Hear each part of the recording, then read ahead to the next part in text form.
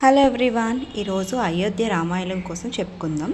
కోట్లాది మంది భారతీయుల కళ అయిన అయోధ్య రామ మందిరం నిర్మాణం పూర్తి అయింది.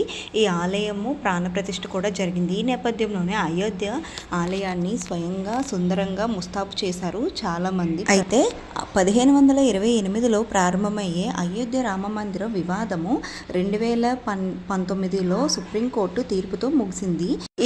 ఈ క్రమంలోనే అసలు 1528లో వివాదం ఎలా మొదలైంది, అప్పటి నుండి ఎలా ముందుకు సాగింది, అసలు అప్పటి నుండి ఎలా వివాదం సాగింది. దేశంలోని అన్ని రామ మందిరాలతో పోలిస్తే అయోధ్య రామ మందిరం చాలా ప్రత్యేకం. ఎందుకంటే శ్రీరాముడు జన్మభూమిగా భావించే చోటు.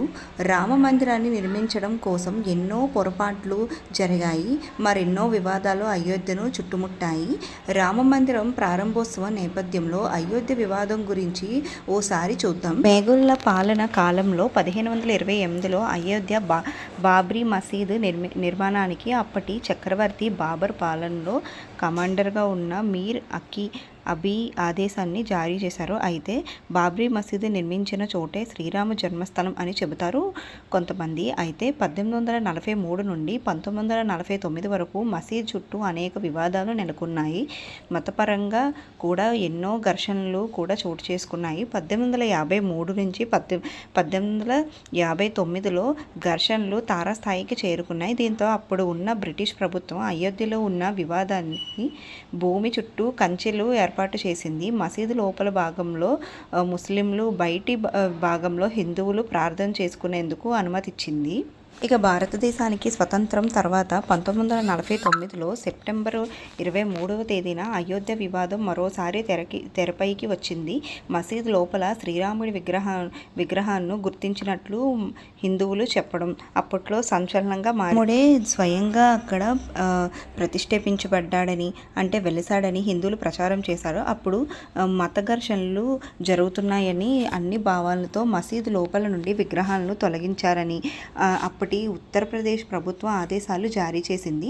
మతపరమైన మనోభావాలు దెబ్బతింటే ఎప్పుడైనా హింసను నియంత్రించడం కష్టమంటారు. కాబట్టి శ్రీరాముడి విగ్రహాన్ని మసీదు లోపల నుండి తీయలేమని అప్పటి జిల్లా మెజిస్ట్రేట్ కేకే నారాయణ్ గారు చెప్పారు. 1950లో ఫరీదాబాద్లో సివిల్ కోర్టులో 2 పిటిషన్లు దరఖాస్తు అయ్యాయి. వివాదాస్పదంలో భూమిలో శ్రీరాముడికి పూజలు చేసేందుకు అనుమతి ఇవ్వాలని ఆయా యాజమాన్యం పిటిషన్ను పేర్కొంది. 1961లో మసీదులో విగ్రహాలను తొలగించి వివాదాస్పద భూమిని తమకు అప్పగించాలని కోరుతూ ఉత్తరప్రదేశ్లో సున్నీ బోర్డ్ కోర్టులో పిటిషన్ దాఖలు చేశారు. 1986లో ఉమేష్ చంద్ర పాండే వేసిన పిటిషన్ ఆధారంగా వివాదాస్పద భూమికి ఉన్న తాళాలను తీసి హిందువులు ప్రార్థన చేసుకోవచ్చని తెలిపారు. ఫిబ్రవరి 1వ తేదీ ఫరీదాబాద్ జిల్లా జడ్జి కేఎం పాండే అనుమతి ఇచ్చారు. ఇక అయోధ్య రామ జన్మస్థలం బాబ్రీ మసీద్ వివాదంలో అతిపెద్ద ఘటన 1992లో డిసెంబర్ 6వ తేదీన చోటు చేసుకుంది. విశ్వ హిందూ పరిషత్ శివసేన కార్యకర్తలు వివాదాస్పద భూమిలోకి చొచ్చుకెళ్లి వివాదాస్పద ప్రాంగణంలో బాబ్రీ మసీదు కట్టడాన్ని ధ్వంసం చేశారు.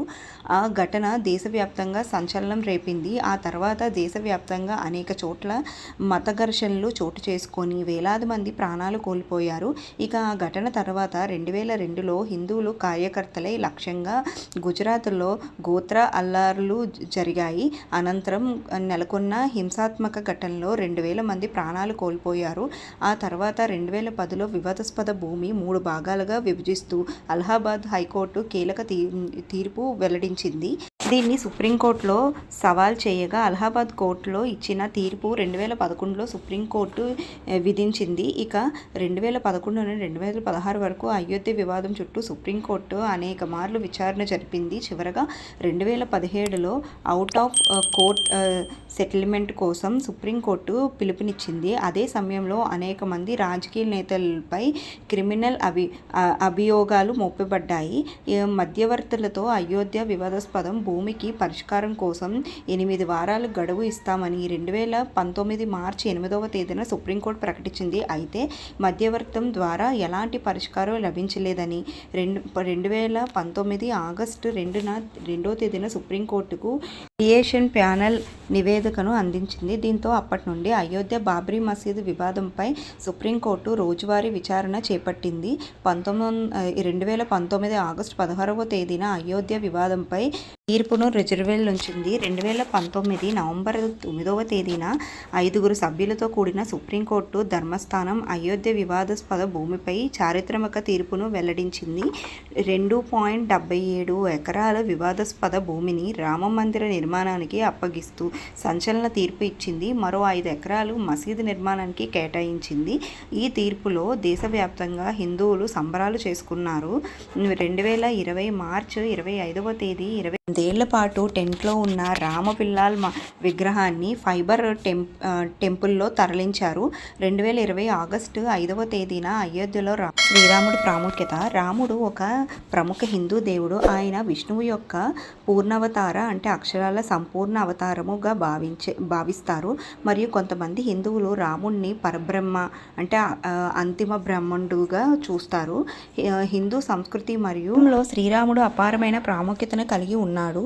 రామ అవతారంలో విష్ణువు తన దైవిక శక్తులను ప్రదర్శించకూడదని, పూర్తిగా మానవుడిలాగే జీవించాలని, రాముడికి 16 ఆదర్శ లక్షణాలు ఉన్నాయని చెబుతున్నారు. హిందువులు రాముడిని పురుషోత్తముడు అని, ఆది పురుషుడు అని లేదా ధర్మస్వరూపము మరియు ఆది పురుషుడిగా చూస్తారు.